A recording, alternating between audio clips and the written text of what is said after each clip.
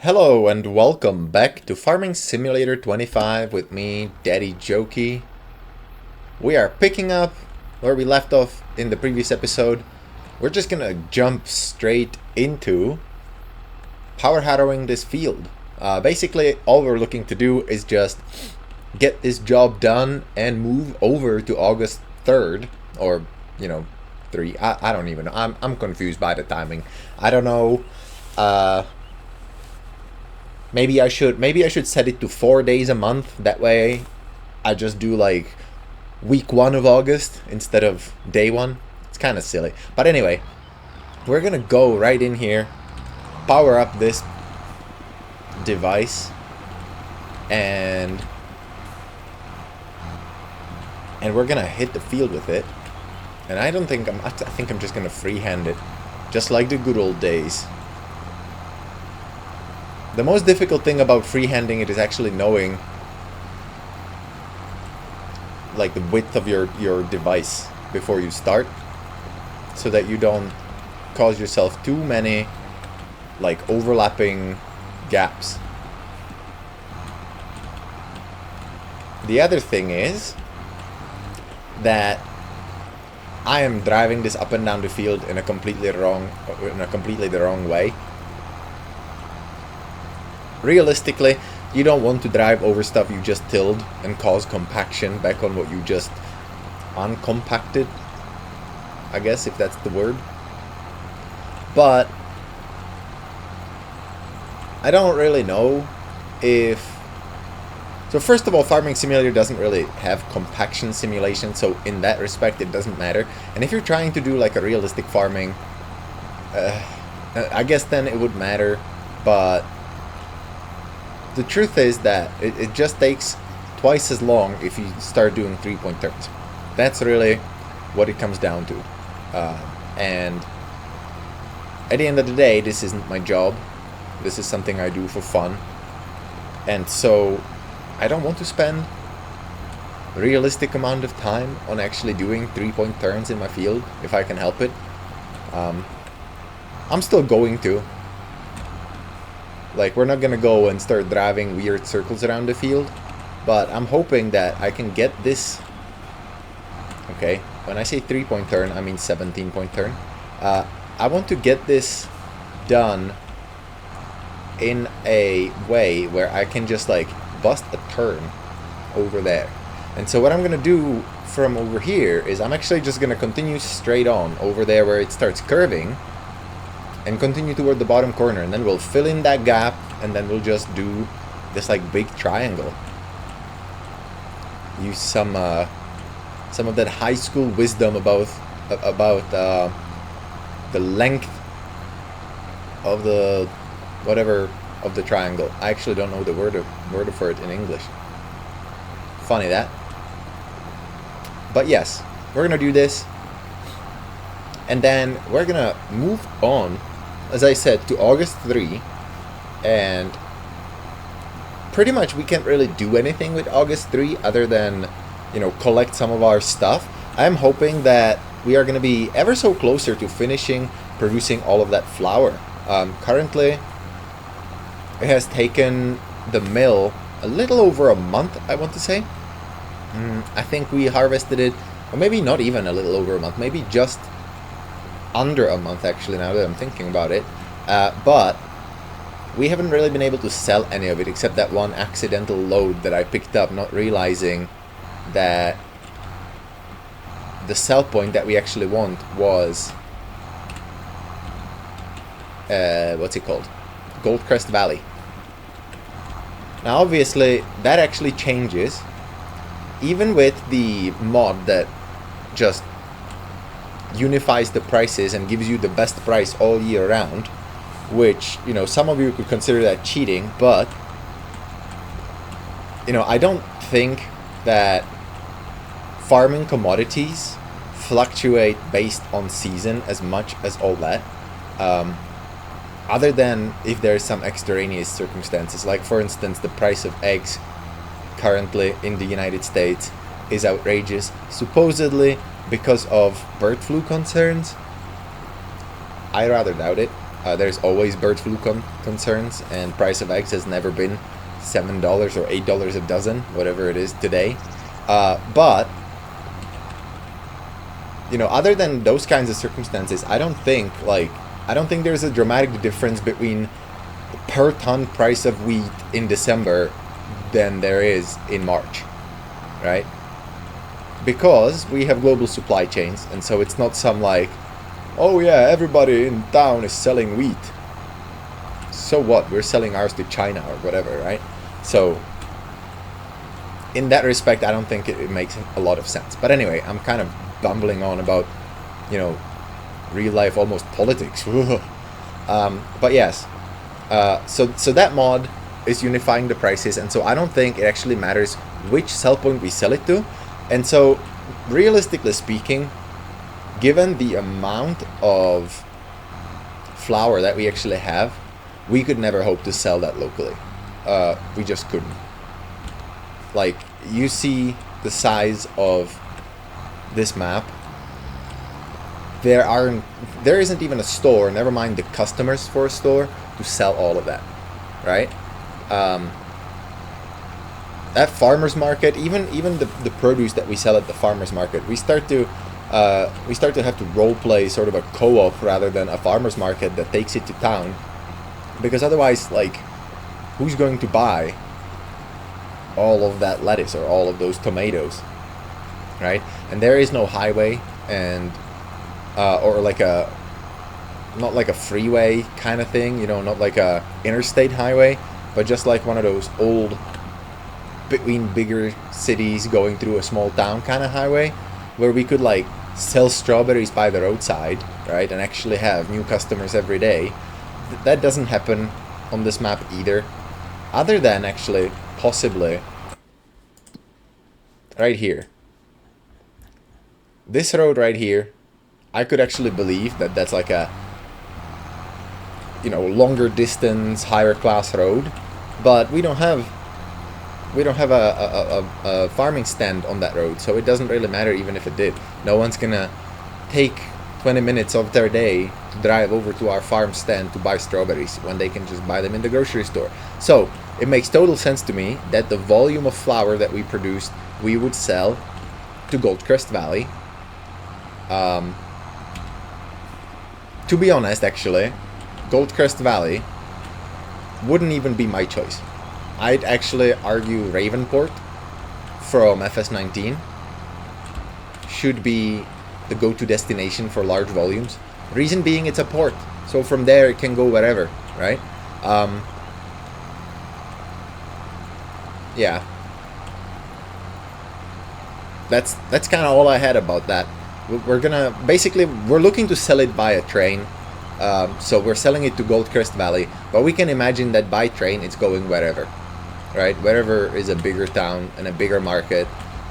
Ultimately, we don't care, because we would sell it to an intermediary at that point, right? We would sell it to some kind of broker or some kind of logistical company that sells goods to other places, right? Like, it is possible we would have a deal with maybe like a grocery store or something, that we supply their grocery chain with our flour. But given the fact that we're not a reliable supplier, that wouldn't really work for them, right? Like, the way supply chains work, they're looking for stability and reliability.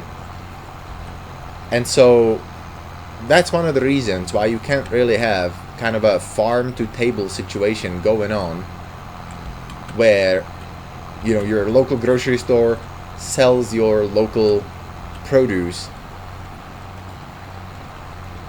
in terms of everything, right?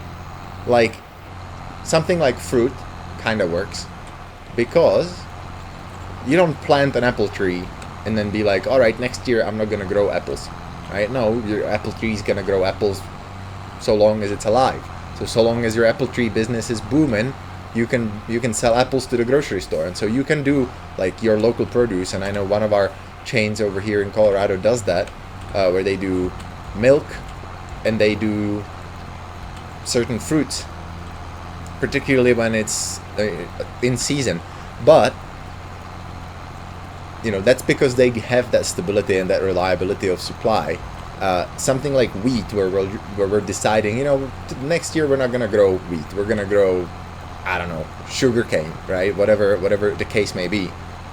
Well, now our business where we're supplying someone with wheat is falling through, and so unless we had that kind of contractual relationship where maybe, you know, there's a brewery and we're making barley for that brewery, I don't see it working. And so on that, I even kind of forgot how we got here. Basically, I'm saying we're selling it down the river by a train. Idioms. Fun times. But in the interest of saving some time on this recording, I'm gonna power in, or power in? I'm gonna put in and power up a time lapse. And I don't know what music I'm gonna pick yet. I know what I'm not going to pick, but you'll have to let me know if you enjoy the lo-fi beats. So here we go.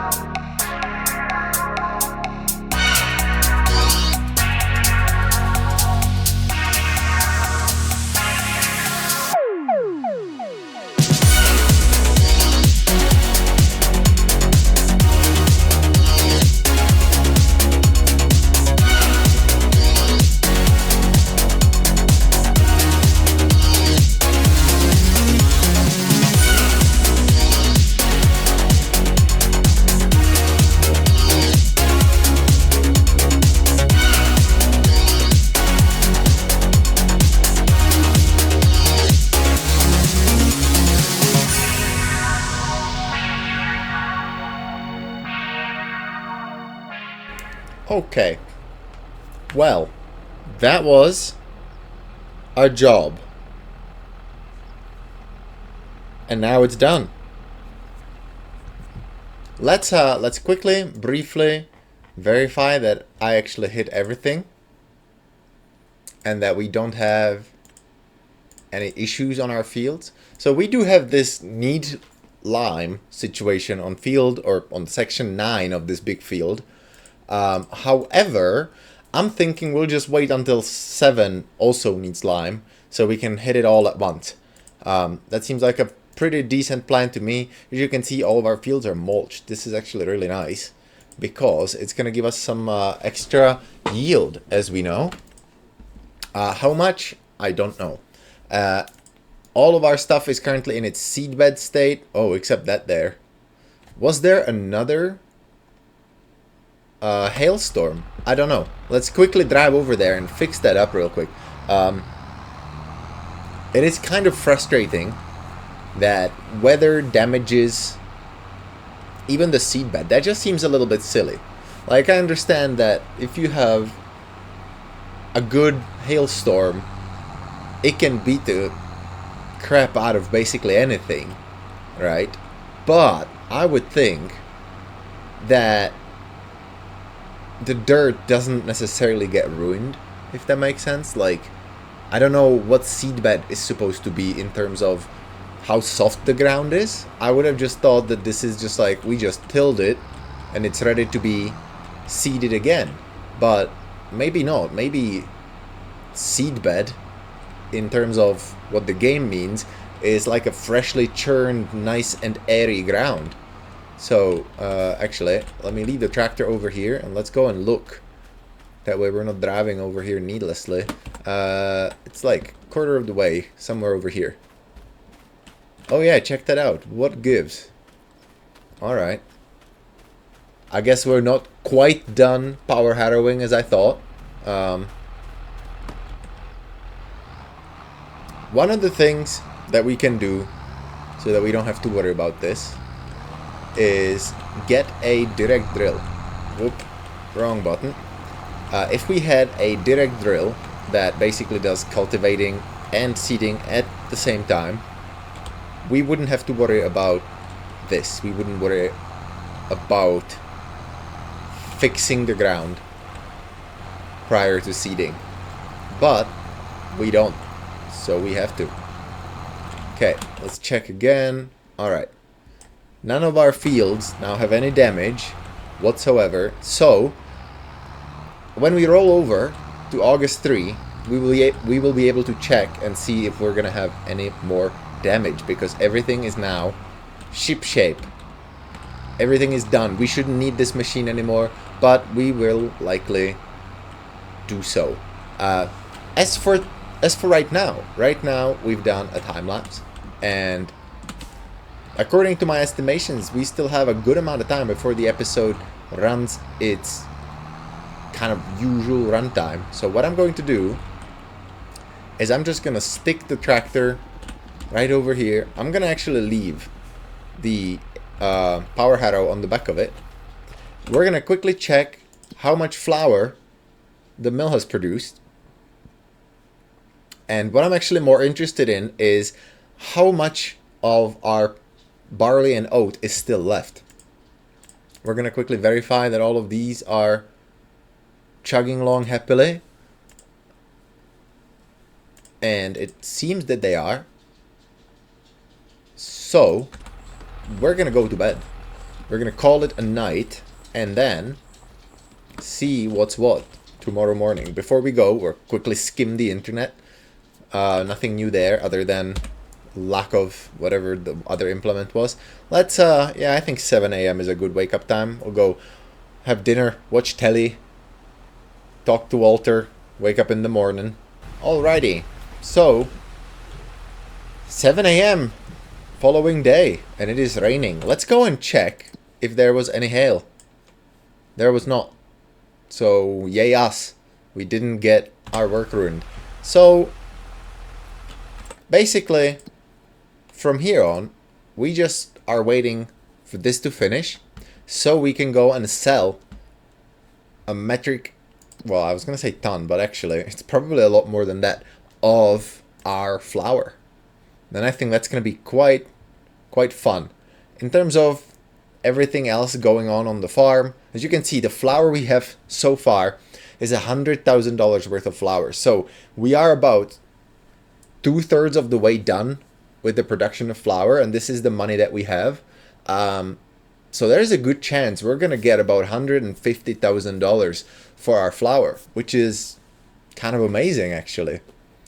But it looks like we have a lot of other stuff that's sort of ready to go. So I'm gonna go ahead and grab my ATV without the trailer.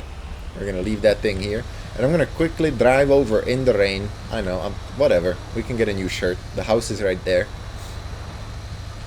And I just wanted to quickly show you the... I fixed the ground, the gate and the ground over by the other side of the greenhouses, so that it would be a little bit more tractor with a trailer friendly. So let's pop that open and drive on in here. You can probably just leave that over here, turn it off. And as we can see, we have another set of pallets over here. And these two foil houses have still not produced anything. This one especially is confusing me, because it is taking so long. This one not so much. This one we only started yesterday, so that one I'm expecting not to do well. But here you go. I fixed it. I angled this fence a little bit, extended this fence all the way to here. And then we have the gate opening out, which is it does take a little bit of the space away, but I think it would look weird if it was opening inwards. So I don't know. I did extend the mud all the way to back here, and it should be enough basically to make it work. So yes, so that's that. Hopefully this is the last time I have to come here with the intention of showing off landscaping, I guess, or whatever we call what's happening here. Let's close the gate up real quick. Come on, there we go.